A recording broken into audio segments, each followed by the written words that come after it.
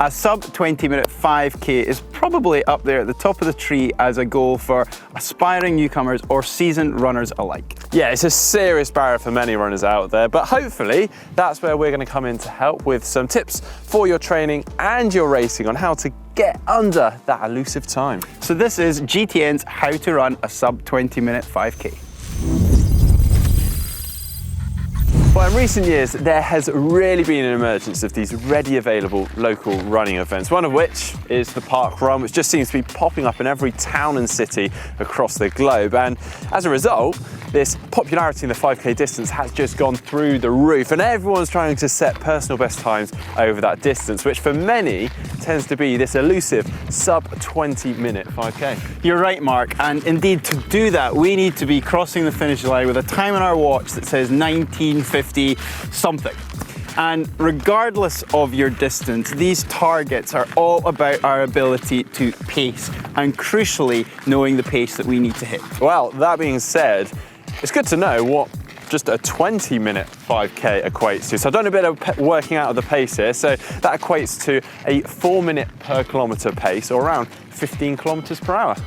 True, but this isn't actually our goal, because to get under that 20-minute and nip underneath, we want to be able to, well, not cut it too fine. So we should be aiming for a pace in the region of around 3 minutes 55 per kilometre up to, say, 3 minutes 58 per kilometre, which will give us a finishing time of 19:35 up to 19:50, which, well, is perfect.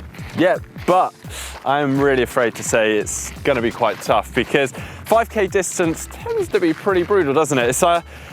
It's short, but 20 minutes is a long time to be running at that top end speed. There are some simple steps to consider to get yourself as ready as possible for tackling your 5K on race day. And the first of those is to head out for a gentle jog. And you want to allow yourself plenty of time to do this, and you want to do around 10 to 15 minutes, and maybe finish with a couple of accelerations to really wake those legs up. Pacing is incredibly important, particularly from the start. I have seen countless of people shoot off as if they've left a cannon, only for them to parachute backwards a few minutes later. Try not to be that person. The key is not to burn all your matches in the first K. It's very easy to get carried away, and you do want to use that adrenaline to some extent, but make sure you keep a cap on it. Right then, let's say you are targeting the top end of that range we talked about before and gunning for a finish time of around about 19:50. Now that gives us a pace of 3 minutes 58 per kilometre. So from the start, you need to limit yourself to, say, a 3:50 for that first K. And that, with some simple maths, tells us we've got an 8-second buffer, which, believe me, is going to be useful towards the finish. And once you've established your rhythm and pace, make sure you settle down into that as quickly as possible. Otherwise, if you do this for too long, you're going to start creating some damage. So ideally, settle down within the first K. Don't worry about other runners around you either. This is all about you and that sub 20. This early phase of the race is critical for hitting that goal. So lock into your pace and don't be pressurized by others around you. Yeah, be confident in your strategy and really try to keep it consistent. Try not to make any spikes in pace or erratic surges that other athletes might influence.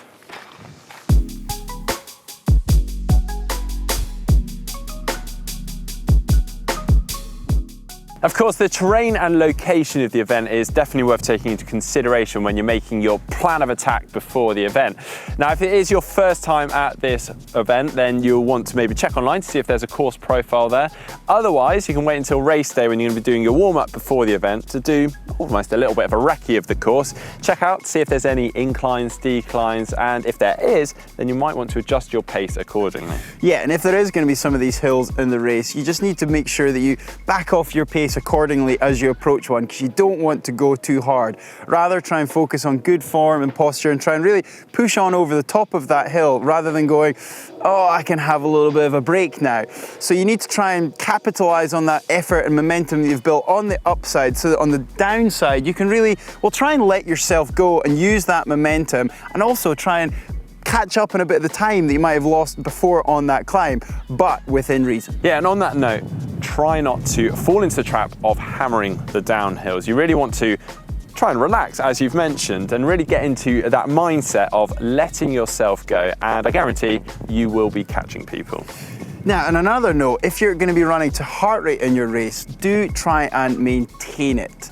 It's something that really can make a huge impact on your pacing. And a good tip is, if you've got a watch that has an alarm function, set it to that upper limit that you know you can cope with. Do, of course, listen to it in the race, because burning all those extra matches early in the day really isn't going to help at all. Now, admittedly, although it might not feel it at the time, 20 minutes is a relatively short span of time.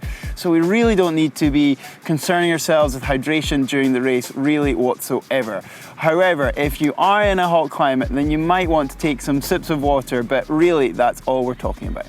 Although you could say that if you are racing in the summertime or in a hot climate, then the event is probably going to be making provisions for this. So just check the event information beforehand and find out where those aid stations are going to be and where you can take liquid on board. Yeah, and of course we do need to think about hydration and fuel in the immediate hours before the race. So whatever it is you're going to be taking on board, be it some food or some liquid, you've got to give yourself some time for that to digest and settle in your system. I personally would always like to have that done 2 hours before the start time. So just work yourself backwards from there. Yeah, and if you really are gunning for that sub 20 time and you've executed that pacing plan perfectly, then I'm fairly sure you're going to be hanging in for dear life in those final stages of the race. So yeah, it is, I'm afraid, going to really hurt at the end. Yeah, and of course in that final, let's say half a kilometre, just give it a little bit of a nudge and push on. And once you can see that finish line, let's say the last 100 metres or so, just get after it and sprint to the finish, really. Yeah, best of luck to you. Please leave it all out there. Yeah, and of course if you have done, be sure to drop us a comment in the sections below. We'd love to hear about how your attempts at sub 20 have gone. If you've liked this video, then hit that thumb up like button, not forgetting to click on the globe and subscribe, get all of our content on the channel. And if you want to see a video about downhill running, then you can get that here. Yeah, if you'd like to see our 5 pre-season fitness tests video, then just click down here.